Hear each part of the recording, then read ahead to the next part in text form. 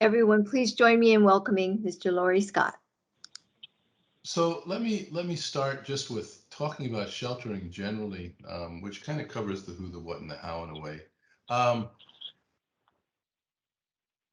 Sheltering is basically the infantry in the Red Cross Army. I mean, it's kind of funny to say it that way, but we are the people that open the shelters, that run the shelters, and close them down at the end.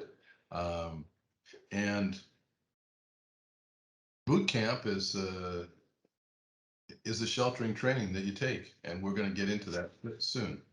Um, so let me start out by introducing myself. Diane did a good job. I am the regional sheltering lead for the state of Hawaii, and also the sheltering lead on the Big Island.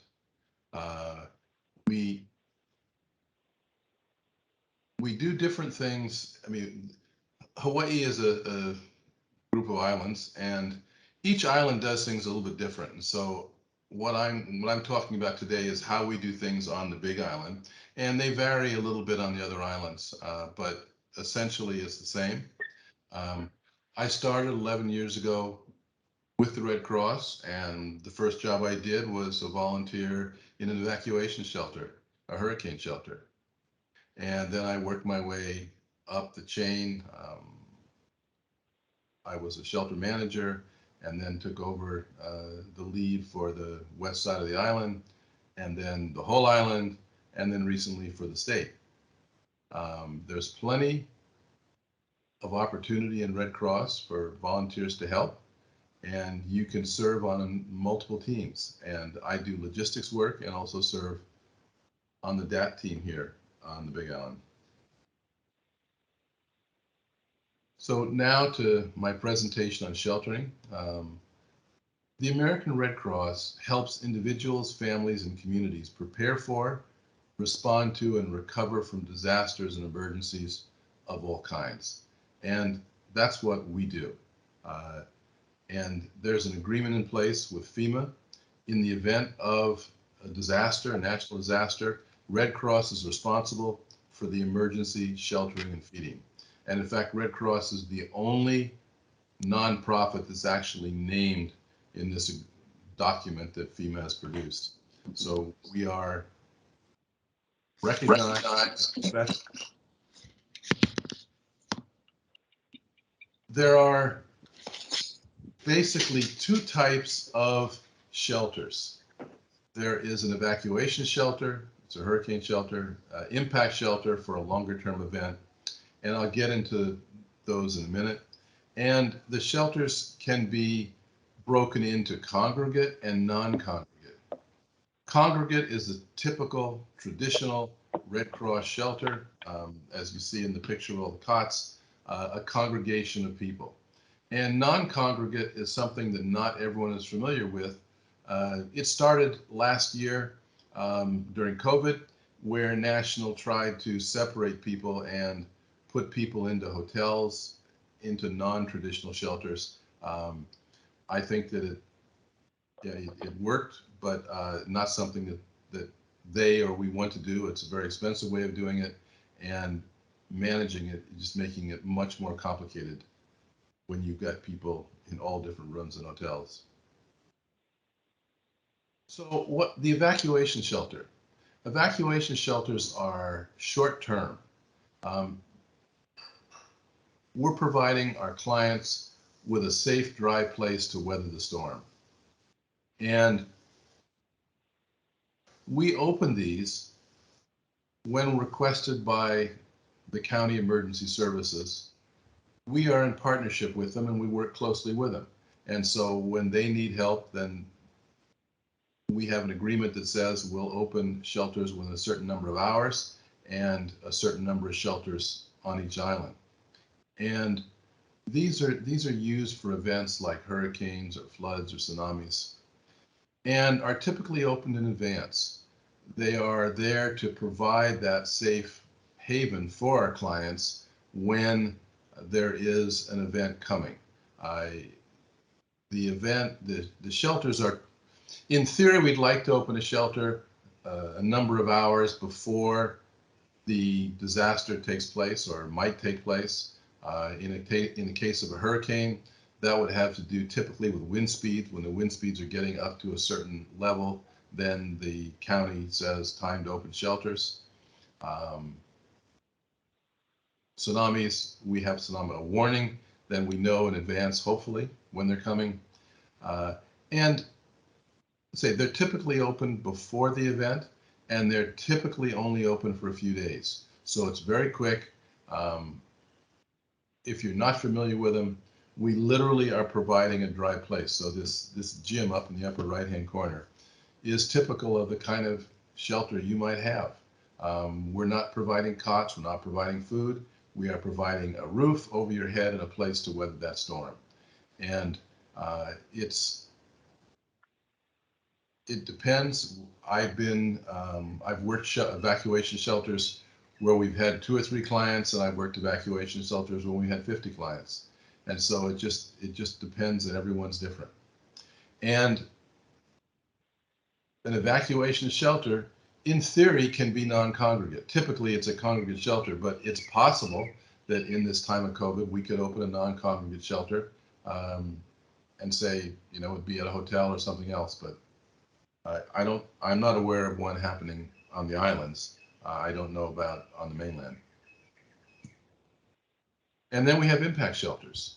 Impact shelters are usually opened after the event for the clients affected by the disaster. So unlike the evacuation shelter where we're opening in advance and opening for everybody, the impact shelter is open after the fact and just for those people who are affected by the disaster. Again, it's open when requested by the county emergency services, and we provide our clients with a place to live, a place to sleep, a place to eat, a place to study if they can. And an impact shelter can last for weeks or even months. It can go on for months.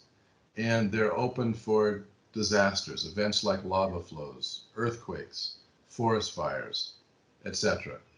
And again, they can be congregate or they can be non-congregate. So if you're working in a shelter, what should you expect? Well, on the Big Island, and I think pretty much throughout the state, shelter workers typically work 12-hour shifts. We sign up for 12-hour shifts, and there are at least 2 Red Cross members present at all times. Sorry, I left an S off. More would be in a larger shelter and as required. We can't control disasters, and so our job is to be prepared. And as Diana said, this is September's National Preparedness Month. We need to be prepared. And it's a difficult one because our disasters don't happen that often. Here in the Big Island, we open evacuation shelters 1 to 2 times a year, and possibly once every 3, 4, 5 years, we open an evacuation shelter. So how to keep our workers involved and interested, this is something that we try to do. We go through training exercises and try to keep you involved, but it's feast or famine. As a shelter worker, you may not work for a year or 2, and then you may end up working several times in a couple months. 12-hour shifts. So we have people that sign you up, you talk to you, find out your availability, work out the shifts, let you know when and where you have to go. And the kind of things that you might do in a shelter. In an evacuation shelter, we don't do feeding, so it's basic, and we don't provide bedding. So you register the people on the way in, you provide information, maintain order if necessary, and then at the end you help to clean it up as we leave. In an impact shelter, you do the same basic 3 tasks. You'll register people, You'll provide information, be an information provider, because in a disaster, people always want to know what's happening. And unfortunately, we don't know, but we are at least a source for accurate information because rumors fly around like crazy. Uh, you can't even imagine some of the rumors that will pop up. But we try to provide as much information as we can, as accurate as we can. You might help to set up cots. You might help to with the meals, meal times, serve the meals. You might manage a recreation area or a child care area. And these are all the kind of things you might do in a shelter.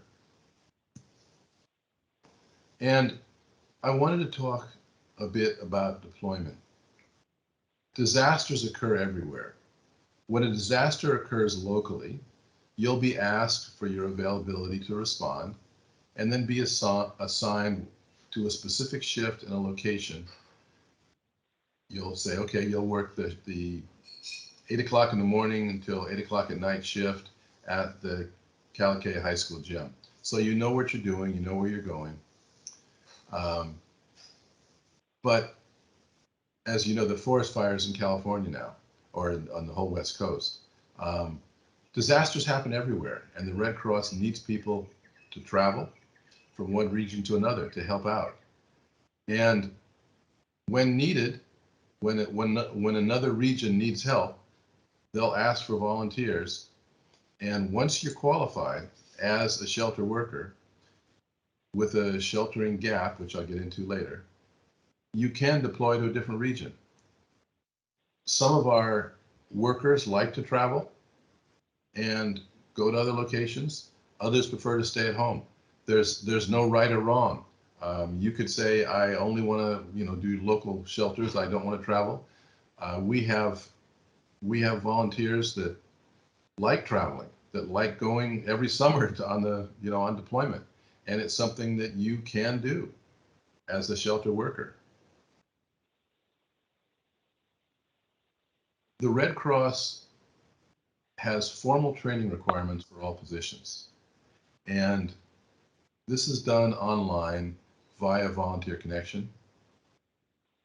Red Cross has interactive training programs developed for almost all of the classes you need to take. Some of them are videos, but most of them are interactive.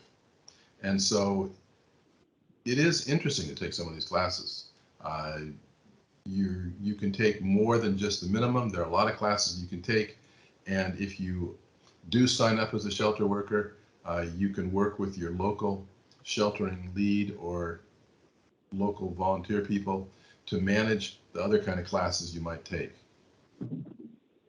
And Red Cross has way too many acronyms, and when you start listening people talk, and they'll be talking about GAPs and DPMs and God knows what else, and you just don't worry about it. You listen, and when they're done, hey, what is a GAP? A GAP is simple. A GAP refers to the level of training you've had to be qualified to fill a particular position. And GAP, it just stands for group, activity, and position.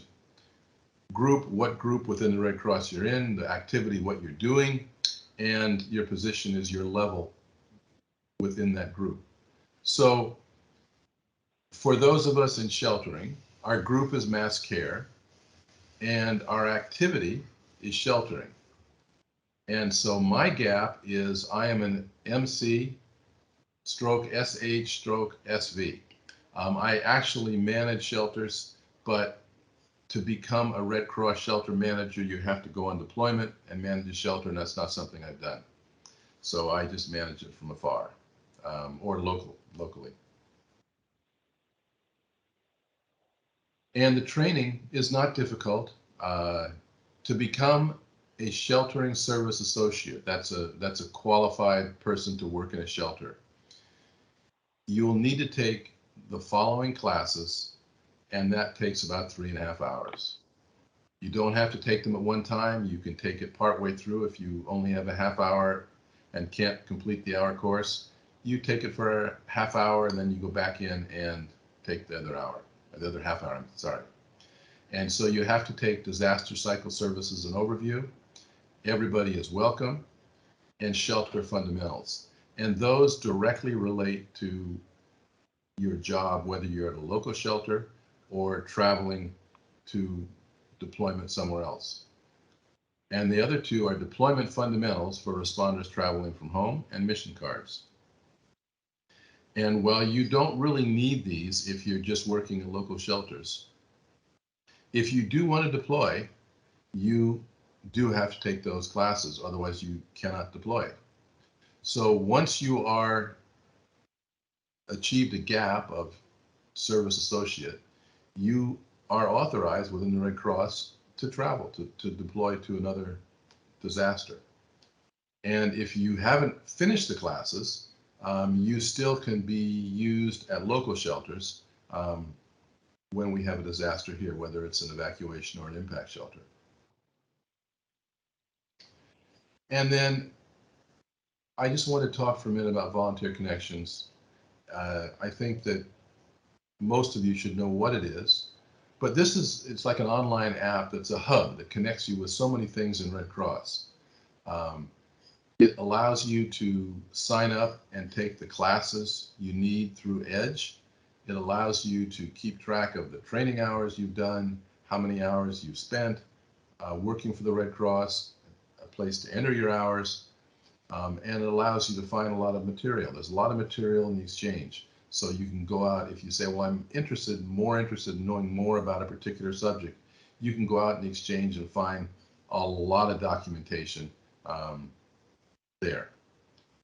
So sheltering is I think it's a good opportunity. It's a great way to serve and help your community.